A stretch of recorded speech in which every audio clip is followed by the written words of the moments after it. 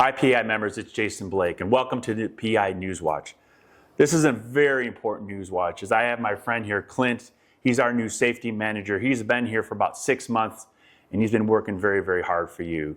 So I just wanted to talk a little bit about what Clint's been doing for you, and let's talk a little bit about the safety focus and what's different in the energy handling industry compared to just the broad brush of safety. Clint, you've been here about 6 months. What are the differences you've noticed in energy handling compared to just regular safety? So the energy handling industry is very unique. The technicians and the construction folks really do face a wide variety of hazards in really an everyday environment for them. So the goal for us is to obviously assist member companies and folks in developing what is going to be an enhanced safety program for them. Anything that we can help from whether it's understanding the regulation and getting good training programs for folks and making sure that they're aware of the hazards that exist for them on the energy handling. Yeah, you know, building some differences and calling out those things that just don't make sense, that, hey, you know, safety's safety, but in energy handling, we do it a little differently, or in energy handling, we got to take more steps to be safe, right? Which Correct. is important.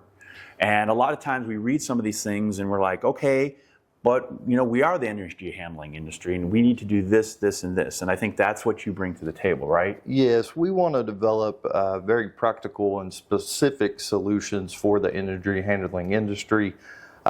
There's a lot of different agencies and folks with different acronyms for their names that develop these things. We want to make sure our programs are covering those things, making members aware of the specific hazards that are present. Yeah. And they do. They have some very unique challenges in this industry. So we want to provide them with all the tools that we can to be able to develop really, really good programs and keep their people safe out there.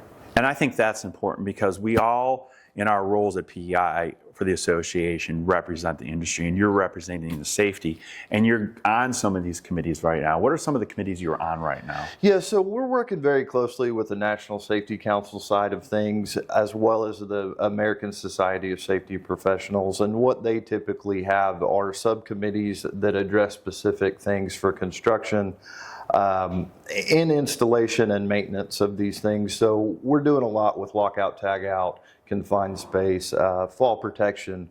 Those are all really major industry hazards for us. So we want to make sure that we can provide as much input and feedback as we can to those organizations. Yeah, and I agree. And I think that's why this is so important, is having a voice for safety and letting all these other coalitions and industries understand, you know, what's different for our industry, and having that voice.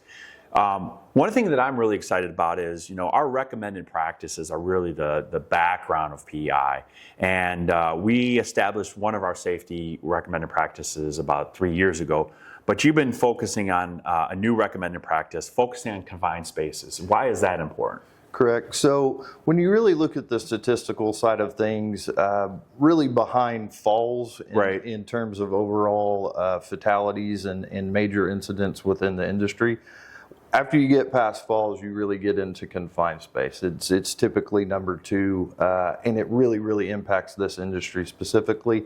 So we wanted to give as much impact and feedback to that particular subject, because I think the fall protection one is really, really great.